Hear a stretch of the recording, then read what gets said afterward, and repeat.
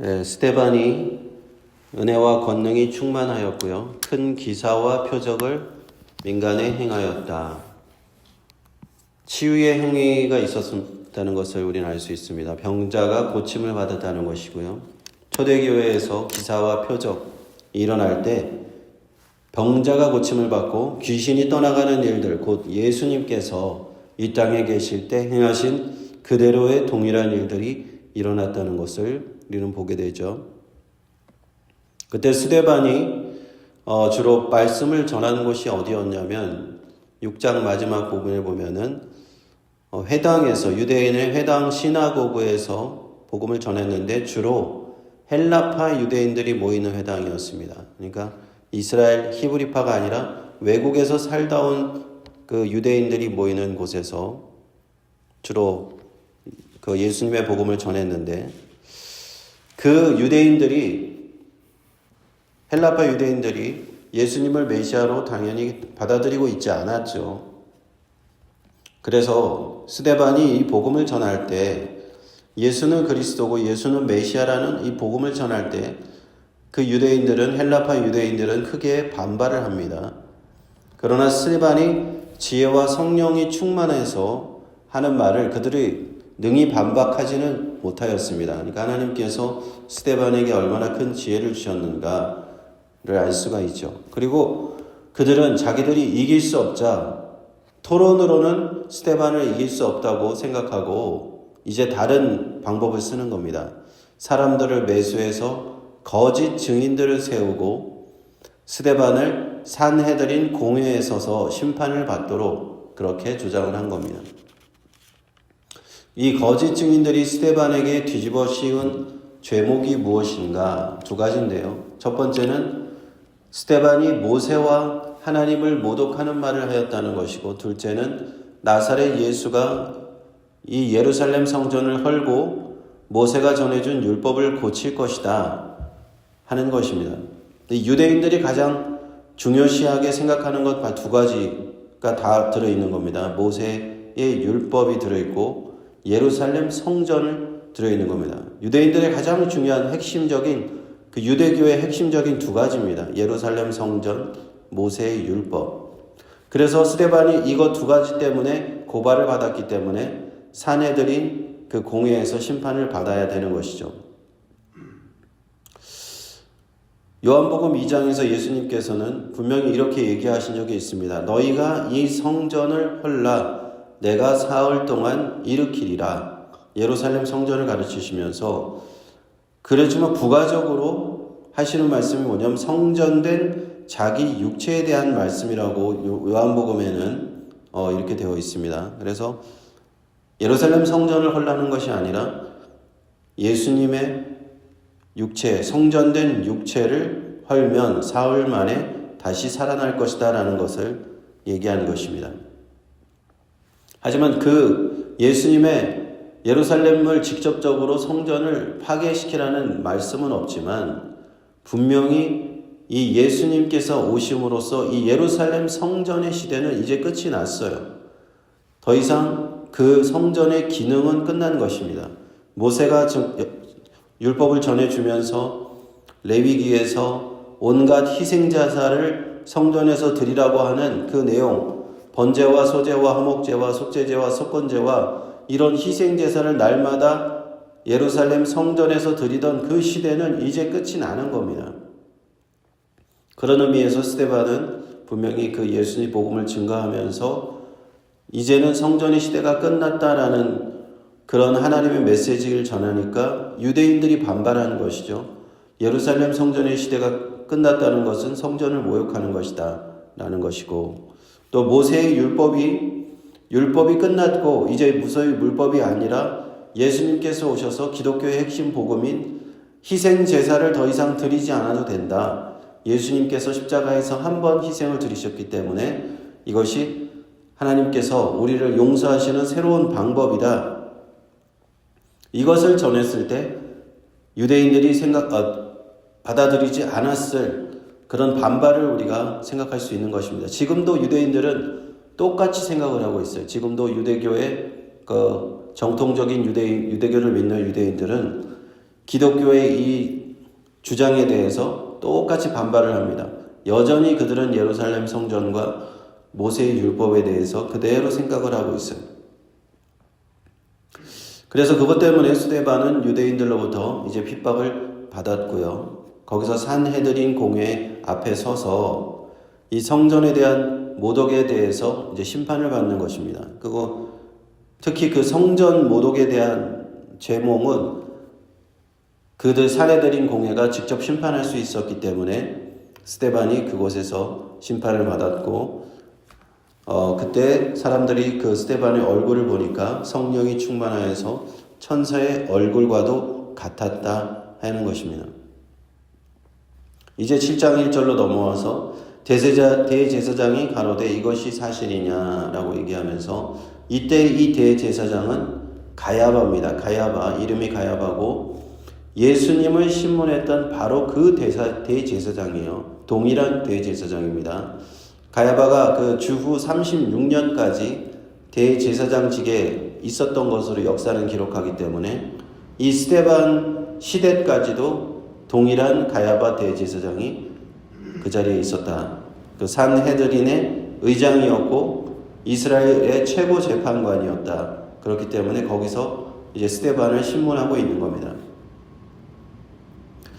2절 3절을 보시면 스데반이 가로되 여러분 부영들이여 들으소서. 우리 조상 아브라함이 하란에 있기 전 메소포타미아에 있을 때에 영광의 하나님이 그에게 보여 가라사대 내 고향과 친척을 떠나 내가 내게 보일 땅으로 가라. 이제 여기서부터 이제 스데반은 이스라엘의 역사를 쭉 훑으면서 이제 그의 설교를 시작합니다.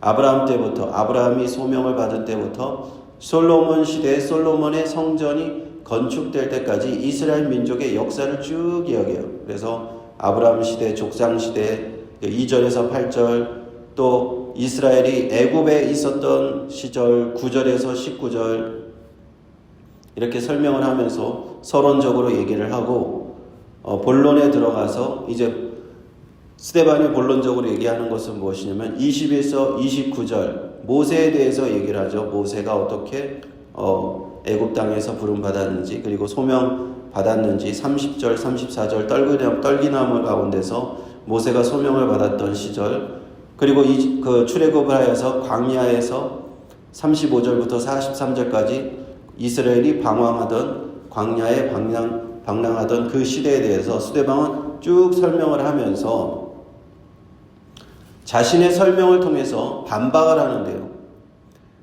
자신을 적대하던 그 유대인들에게 간접적으로 답변을 하는 겁니다. 모세에 대해서 모독적인 말을 했다고 적대자들은 얘기하지만 나는 그것이 아니다라는 것을 얘기하는 겁니다. 모세에 대해서 모세가 모세 5경에 나와 있는 것처럼 나는 이것을 다 믿고 있다. 모세에 대해서 절대로 모독적인 말을 하는 것이 아니다라는 답변을 해주는 것이고, 또 하나님에 대해서도 모독적인 말을 했다는 것에 대해서 유대인들에게 나는 너희들 유대인들이 믿는 것과 똑같이 모세와 하나님에 대해서 똑같이 믿고 있다라고 답변을 이렇게 직접적으로 해주는 겁니다. 그 설명 가운데서 자기가 이스라엘의 역사를 쭉 설명하면서 나는 모세를 인도하는 하나님에 대해서 나는 동일하게 너희들과 함께 여러분들과 같은 믿음과 신앙을 가지고 있다.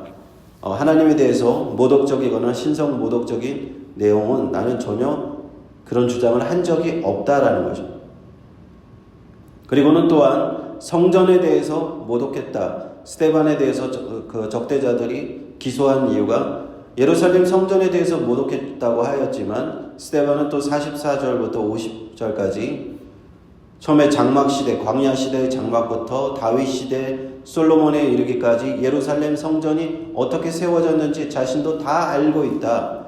그래서 내가 성전이 하나님께서 세우신 것인데, 그래서 여러분과 똑같이 나도 유대인처럼 하나님의 성전에 대한 이 모든 지식을 갖고 있다는 것을 얘기하면서 나는 비난받을 이유가 전혀 없다라는 것을 대답을 해주는 겁니다. 그래서 크게 세 가지 스데반의 대답은 모세를 모독했다는 것, 나는 그것이 틀렸다는 것이고, 하나님을 모독했다는 것도 나는 그것과 해당하지 않는다는 것이고, 성전을 모독했다, 그것도 해당하지 않는다라는 겁니다. 그렇다면 거기서 유대인들하고 똑같이 주장을 하였는데 스데반은 왜 순교하였을까요? 스데반의 마지막 주장 때문입니다. 스데반은 47절부터 53절까지 이제 마지막 주장을 하는데 47절에 보면 솔로몬이 그를 위하여 집을 지었느니라. 그러나 지극히 높으신 이는 손으로 지은 곳에 계시지 아니하시나니 선지자의 말한 바 주께서 가라사대 하늘은 나의 보좌요 땅은 나의 발등상이니 너희가 나를 위하여 무슨 집을 짓겠으며 나의 안식할 처소가 어디뇨? 이 모든 것이 다 내 손으로 지은 것이 아니냐. 이 예루살렘 성전에 대해서 주장하는 겁니다. 하나님께서 예루살렘 성전을 지으셨지만 솔로몬을 통해서 짓도록 허락하셨고 나중에 바벨론 시대에 파괴된 이후에 헤롯 대왕이 다시 지은 그 헤롯 성전이 그들이 보고 있는 그 성전인데 그 성전이 하나님께서 지으셨지만 이제 예수님이 오셨기 때문에 더 이상의 이제 소임이 다 끝났다는 거예요. 성전의 시대가 끝났고 예수님께서 십자가에서 영원한 희생제사를 단번에 드리셨기 때문에 이제 더 이상 성전에서 매일같이 소나 양을 잡아서 피를 뿌리고 그 동물의 고기를 태우고 이런 희생제사를 더 이상 드릴 필요가 없다라는 것을 이제 얘기를 해주는 거예요. 이사야 66장 1절에 하나님께서 솔로몬 성전을 짓는 것은 허락하셨지만 하나님은 사람이 짓는 손으로 지은 성전에 계시지 않는다라는 것을 인용하면서 이사야 66장 1절 인용하면서 하늘은 나의 보좌요 땅은 나의 발등상이다. 너희가 나를 위해서 무슨 집을 지을 수 있느냐. 천하 만물이 다 하나님이 지은 것이 아니냐. 그러면서 이제 솔로몬 성전에 대해서 자신의 주장을 마지막으로 하는 겁니다. 우리 기독교의 주장인 것이죠. 기독교의 주장. 유대교가 분명히 예수님이 오시기 전까지는 하나님의 계시였고 하나님의 그 모세를 통한 다윗을 통한 솔로몬을 통한 성전에 필요가 있었지만 예수님이 오심부터는 이제 성전이 필요 없는 시대가 됐다. 그것을 주장한 것이고요. 51절 52절에 보면 목이 곧고 마음과 귀에 할례를 받지 못한 사람들아 너희가 항상 성령을 거스려 너희 조상과 같이 너희도 하는도다. 너희 조상들은 선지자 중에 누구를 핍박지 아니하였느냐? 의인이 오시리라 예고한 자들을 저희가 죽였고 이제 너희는 그 의인을 잡아준 자요 살인한 자가 된다. 그러면서 이스라엘 백성들이 하나님 앞에 이스라엘 백성들이 고대 그 성경에 보면 계속 목이 곧고 뻣뻣하여서 하나님의 말씀을 순종하지 않은 것처럼 너희 조상들이 그렇게 하는 것처럼 너희도 조상들과 똑같다. 그래서 너희 조상들이 메시아를 예고한 선지자들을 죽였듯이 이사야나 예레미야 선지자를 다 죽였습니다. 이스라엘 그 백성들이. 마찬가지로 예수님을 오시기라 한 그 이사야와 같은 선지자를 죽였듯이 이제는 너희가 그 의인을 죽였다. 바로 그리스도 예수를 너희가 잡아주고 살인한 자가 된다는 것을 이제 강한 어조로 얘기하는 겁니다. 유대인들 너희가 바로 예수님을 십자가에 못 박게 한 그러한 자들이에요. 너희 조상들이 예수님이 오시리라고 한 그 예언자들, 선지자들을 죽인 것 같이 너희들은 이제 예수님을 그리스도를 죽였다. 어떻게 보면 그들을 향해서 굉장히 강한 어투로 강한 주장을 한 것입니다. 그리고 53절에 너희가 천사에 전한 율법을 받고도 지키지 아니하였다. 이제는 모세의 율법의 시대는 끝났다는 것이죠. 바로 예수님께서 오시면서 천사가 전한 율법, 예수님을 통해서 새로운 구원의 법이 나타났는데 너희가 이 새로운 구원의 길을 받았으나 그걸 받고도 영접하지 않고 지키지 아니하였고 예수님을 거부하였다. 이것을 강하게 얘기한 것입니다. 그러므로 이 마지막 주장 스데반이 그 순교한 주장은 이 마지막 부분에 있는 거예요. 48절부터 53절까지 이스라엘 역사를 쫙 얘기해 주면서 나도 유대인들이고 나도 유대인이고 유대인의 모든 것은 나도 동의하지만 내가 이제 기독교의 진리를 설파해 줄게. 기독교는 유대교와 이것이 다른 거야. 성전이 더 이상 필요 없고 이제는 너희가 모세율법을 지키는 그 시대가 더 이상 필요 없고 예수님께서 생명의 법을 가져다 주셨어 라고 스데반이 거기에 대가 기독교의 진리를 전파한 겁니다. 그것 때문에 이제 스데반은 7장 우리가 내일 읽게 될 7장 마지막 부분에 순교를 당하게 되는 것이죠. 이처럼 우리가 유대교와 기독교가 이 딱 갈리는 부분을 스데반이 사도행전에서 설교를 해주는 거예요. 우리가 구약성경과 신약성경이 무슨 차이가 있느냐? 스데반의 설교에서 여기서 딱 갈리면서 나아가는 겁니다. 구약성경을 우리가 쭉 배우고 공부하고 하는 이유가 구약시대에 어떤 일이 있었고 이제는 신약시대에 우리가 예수님을 믿는 이유는 무엇인가? 스데반을 이 설교 7장 설교 한 장에 장 요약이 잘 되어 있는 것 같습니다. 그래서 이 유대인들에게 이 7장을 이렇게 전하게 되면 유대인들이 받아들일 수 있는 사람은 이 내용을 보고 이제 예수님을 영접할 수 있는 그런 내용도 될 수 있다라는 생각이 들었습니다.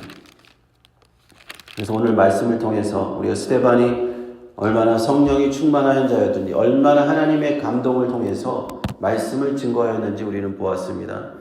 우리가 유대인들에게도 복음을 전해야 되잖아요. 우리 교회도 유대인이 가끔 나오시는데 하여튼 유대인에게도 복음을 전해야 되고 이방인에게도 복음을 전해야 되는데 하나님께서는 다 이렇게 준비해 놓으신 겁니다. 사도행전을 통해서 스데반의 설교를 통해서 다 준비해 놓으셨기 때문에 우리가 때가 될 때 기회가 될 때마다 유대인들이든 이방인들이든 또는 어떤 다른 종교를 믿고 있는 사람들에게도 스데반처럼 담대하게 복음을 전해야 될 줄로 믿습니다.